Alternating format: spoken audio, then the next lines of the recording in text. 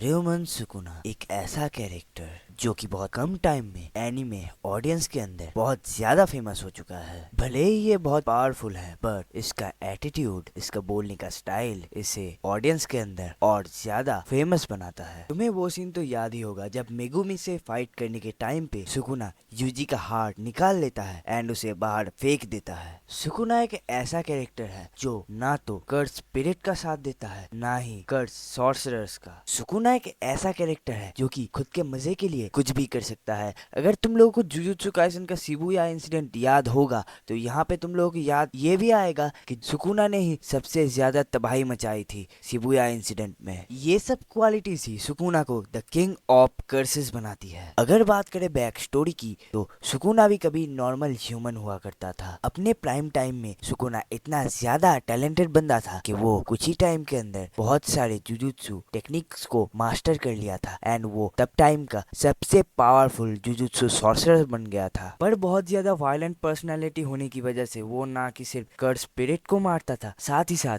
इंसानों को मारने से भी वो कतराता नहीं था। अपने प्राइम टाइम में जब तक कि सुकुना जिंदा था वो उसने अनगिनत किल्स किए थे, इतने किल्स कि मैं एग्जैक्ट नंबर भी नहीं बता पाऊंगा तुम लोगों को। बट एज ए ह्यूमन उसकी भी एक लाइफ स्पैन थी। वो कैसे मरा ये कहीं पे नहीं बताया गया है बट कुछ फैंस मानते हैं कि वो किसी डिजीज में मरा है एंड कुछ फैंस ये भी मानते हैं कि तब के टाइम पे हर एक जुजुत्सु सॉर्सरर एक मिल के सुकुना को मार के उसके पावर को 20 फिंगर्स में डिवाइड करके कहीं पे छुपा दिए थे। उसके कुछ हजार सालों के बाद एक बंदा आया जो कि सुकुना के पावर्स को कंट्रोल कर सकता था, जिसका नाम था इतादोरी ह्यूजी। उसने सुकुना के फिंगर को खाया एंड उसके बाद सुकुना को रिवाइव किया। सुकुना रिवाइव होने के बाद कितना ज्यादा तबाही मचाया था सुकुना ने ये तो मुझे तुम लोगों को बताने की जरूरत नहीं। अगर बात करें सुकुना की ट्रू फॉर्म की तो वो है सुकुना के पास 4 हाथ, 2 मुंह एंड 4 आंखें हैं। उसके 4 हाथों से एक ही टाइम पे वो हैंड साइन बना सकता है एंड एक ही टाइम पे वो किसी से फाइट भी कर सकता है। इससे तुम अंदाजा लगा ही सकते हो सुकुना कितना ज्यादा पावरफुल है। एंड अगर बात करें हाउ पावरफुल सुकुना इज तो इसका पता हम लोगों को पहले एपिसोड में ही पता चल गया था जब यूजी सुकुना के एक फिंगर कंज्यूम किया था एंड वो गोजो से फाइट करने के टाइम पे गोजो को बहुत ही ज्यादा अच्छे तरीके से टक्कर दिया था। तभी हम लोगों को पता चल गया था सुकुना का ट्रू पावर क्या हो सकता है 20 फिंगर कंज्यूम करने के बाद। बेशक यहाँ पे सुकुना हार गया था बट सुकुना के ट्रू पावर का फोरशैडो हम लोगों को इस एपिसोड से अच्छे से मिल गया था। पहली बार हम लोगों को सुकुना कितना ज्यादा रूडलेस कैरेक्टर है इसका पता चला था जब इतादोरी एंड मेगुमी पहली बार एक स्पेशल ग्रेट कर्स स्पिरिट से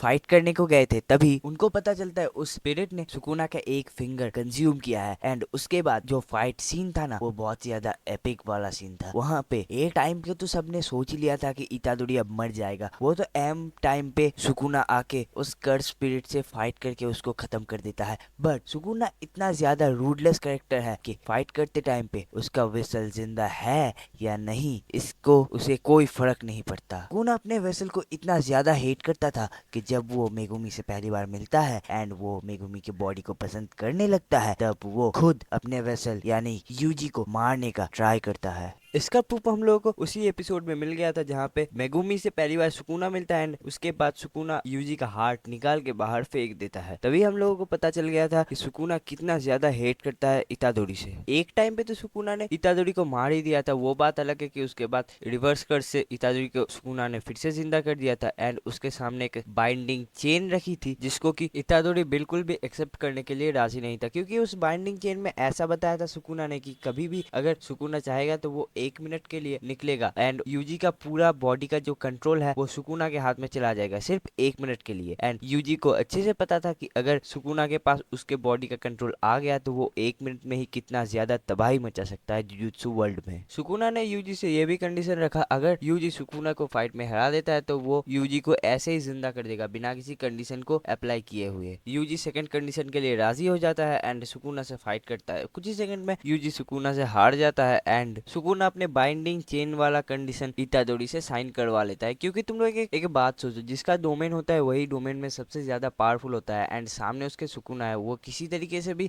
सुकुना से फाइट में जीत नहीं पाता, क्योंकि यहाँ पे सुकुना के पास 2 एडवांटेज है। पहली बात तो सुकुना का डोमेन एंड दूसरी बात सुकुना गॉड लेवल पावरफुल है। तो जबरदस्ती इतादोरी से सुकुना साइन करवा लेता है अपने बाइंडिंग चेन में एंड इतादोरी का मेमोरी इरेज कर देता है, जिससे कि इतादोरी को पता ही नहीं है कि सुकुना कभी भी उसके बॉडी को टेक ओवर कर सकता है है सिर्फ 1 मिनट के लिए। और तुम लोग जिन्होंने जुजुत्सु काइसन देखा है उन्हें तो पता ही होगा कि 1 मिनट में सुकुना कितना ज्यादा तबाही मचा सकता है। और अगर तुम लोगों ने शिबुया इंसिडेंट देखा है तो तुम लोगों को ये तो पता ही होगा कि माहितो ने कितने ज्यादा लोगों को कर्स मैनिपुलेशन से खत्म किया है, जहाँ पे हमारा नानामी एंड नोबारा भी थी। एंड वहीं पे सुकुना की वजह से इतादोरी को भी एडवांटेज मिल गया था, क्योंकि जब माहितो इतादोरी को टच करती है कर्स मैनिपुलेशन के लिए तब इतादोरी पे उसका कुछ इफेक्ट भी नहीं पड़ता एंड माहितो सीधा पहुंच जाता है सुकुना के डोमेन में, जहाँ पे माहितो को सुकुना एक ही हिट में खत्म कर देता है एंड उसको ये भी चेतावनी देता है कि वो इतादोरी से दूर रहे। इसके बाद किसी तरीके से माहितो बच तो गया, बट उसको इतना ज्यादा डैमेज मिला कि वो एक हाइड में जाके खुद को रिकवर करने लगा एंड उसको सुकुना से फट रही थी। और अब तक तो तुम लोग को ये भी पता चल गया होगा कि सुकुना ने कितने बुरी तरीके से गोजो को मारा था। और बता दूं तुम्हारी जानकारी के लिए, गोजो उस टाइम का सबसे ज्यादा पावरफुल जुजुत्सु सॉर्सरर था, जिससे कि कर्स स्पिरिट भी डरते थे।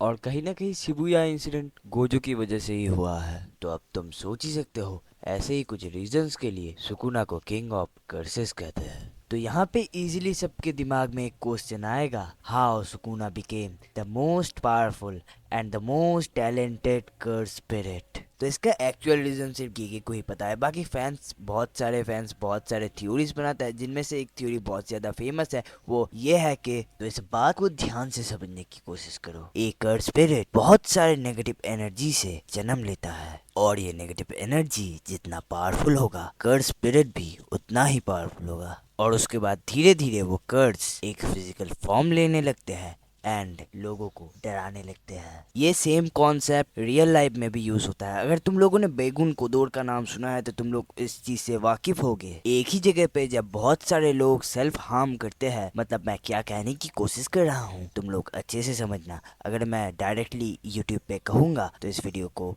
डाउन भी किया जा सकता है। तो वहाँ पे कुछ अननेचुरल सी पावर क्रिएट होती है जो बाद में कर्स स्पिरिट बनती है। जो भी हो, हम यहाँ पे वांटेड प्लेस की बात नहीं करने आए। तो ऐसे ही क्रिएट होता है कर्स पावर। एंड अगर बात करें सुकुना की, तो सुकुना खुद ही एक कर्स ऑफ डेथ है। सुकुना के इतना पावरफुल बनने के पीछे जो मेन रीजन है वो है फियर ऑफ डेथ, क्योंकि अंत तक हम कोई भी काम करने जाते हैं तो हमें एक डर सा लगा रहता है कि अगर ये काम हम करेंगे तो हम मर भी सकते हैं। सुकुना ने उसी डर पे काबू किया एंड उसी वजह से वो आज इतना ज्यादा पावरफुल है एंड इतना ज्यादा स्किल्ड कर्स स्पिरिट बन गया है। केगे ने खुद अपने इंटरव्यू में ये कहा है कि सुकुना एक डिजास्टर है, जिसको कि ये खुद ही नहीं पता होता कि वो कितना ज्यादा तबाही मचा सकता है। तुम लोगों को अच्छे से पता होगा कि सुकुना का डोमेन ही मैलियोवेलेंट श्राइन है, जिसका स्ट्रक्चर स्कल्स के ऊपर उसका थ्रोन है। अगर तुम जापानीज माइथोलॉजी को देखो तो वहाँ पे मैलियोवेलेंट का मतलब होता है किसी के ऊपर डेथ विश करना।